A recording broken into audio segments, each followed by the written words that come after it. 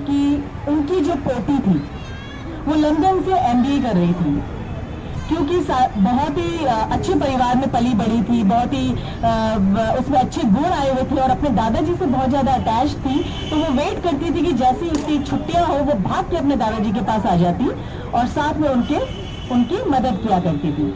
और अक्सर पूछती, दादाजी ये पैशन क्या है, ये क्यों करते हैं, आपको तो जरूरत नहीं है, और इतना बड़ा इंडिया, इतनी गरीबी, किस किस की मदद करेंगे आप।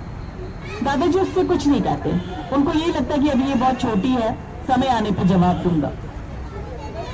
बेटी अपना एमबीए पूरा करके आती है और उसके बाद सर्दियों के दिन है। सर्दियों के दिन बैंड वालों के लिए और कठिन होते हैं, वो कांप रहे होते हैं, अपना काम भी कर रहे होते हैं। तो वो अपनी बेटी को बोलते हैं, बेटी मिशन है, चलना है तुम्हें तो चलो, रात की शादी है और इंडियन शादी है, बहुत लेट नाइट होती है। वो कहती है हाँ दादाजी मैं आपके साथ चलूंगी। वो जाती है, वो देखती है कि जैसे ही शादी में कहीं हॉल्ट हुआ, दादाजी ने ड्राइवर को भेजा और ये भी खुद जाती है ड्राइवर के साथ, सबको खिलाते पिलाते हैं। और उसके बाद जैसे ही वो बारात वेन्यू में पहुंचती है, विजुअलाइज करिएगा, ये सब होता है हर शादी में। सबसे पहले बैंड वालों को उस वेन्यू के आगे से हटा दिया जाता है, क्योंकि वो क्या कर रहे होते हैं, उस वेन्यू की सुंदरता को डिस्ट्रैक्ट कर रहे होते हैं। उनकी वजह से वहाँ अजीब सा माहौल, क्योंकि बड़े बड़े लोग आएंगे शादी में, सजे धजे लोग आएंगे, उनको हटा के टेंट के पीछे भेज दिया जाता है कि वहाँ रेस्ट करो, टाइम आएगा तो तुम्हें खाना मिल जाएगा। ये अंकल फेमस होते हैं मसीहा के नाम से। ये अंकल अपनी कार से उतरते हैं, पता करते हैं कि बैंड वालों को कहाँ बिठाया गया है, उनके पास जाते हैं और खूब उनसे उनकी भाषा में बतियाते हैं।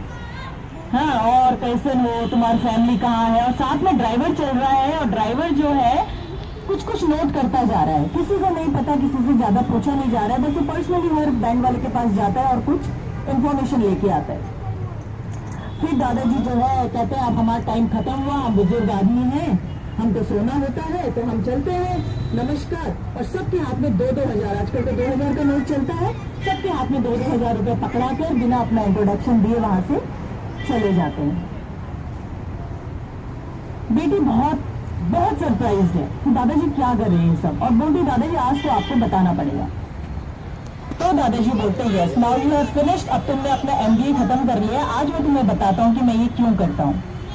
दादाजी कहते हैं बेटा आज जो तुम देख रहे हो, जिस तरीके से हम रहते हैं, जितना बड़ा हमारा महल है, तुम बहुत लकी हो। मैं इतना लकी नहीं था, मैं एक गांव से आया था, बहुत गरीब परिवार का लड़का था, 4 भाई बहन थे और उनमें से मैं सबसे बड़ा था। पापा बेरोजगारी पे ही रहते थे, थोड़ी बहुत छोटी से हम लोग कमाते थे, और जो होता था उसमें मैंने और पापा ने ये डिसाइड किया कि हम अपने 3 भाइयों को थोड़ा बहुत पढ़ाएंगे, मैं आपकी मदद करूंगा। ये होता है जनरली ऐसे परिवारों में।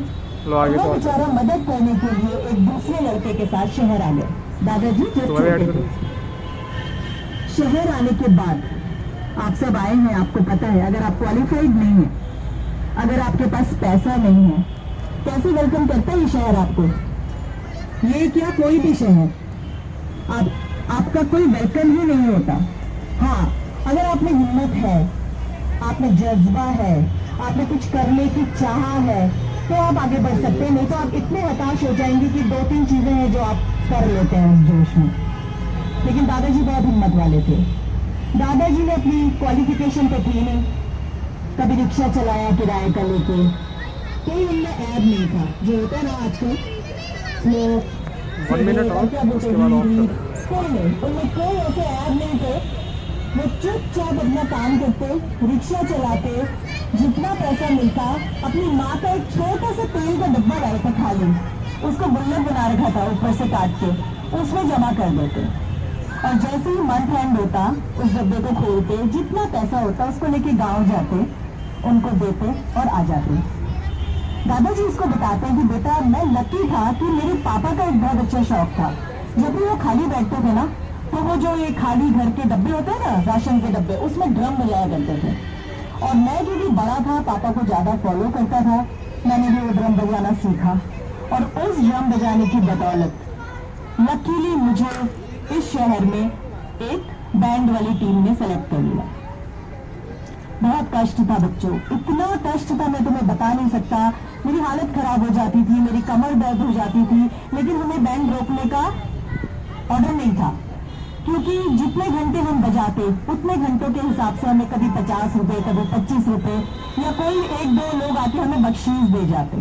और वो बख्शीश का भी ये हाल होता कि कोई देता है तो पीछे से कोई ना कोई आके कहता क्या जरूरत है देने की, इनको इतना मुंह मत लगाओ, इनको इनका पैसा मिलेगा, ज्यादा मुंह लगाओगे तुम्हारा पैसा छोड़ लेंगे।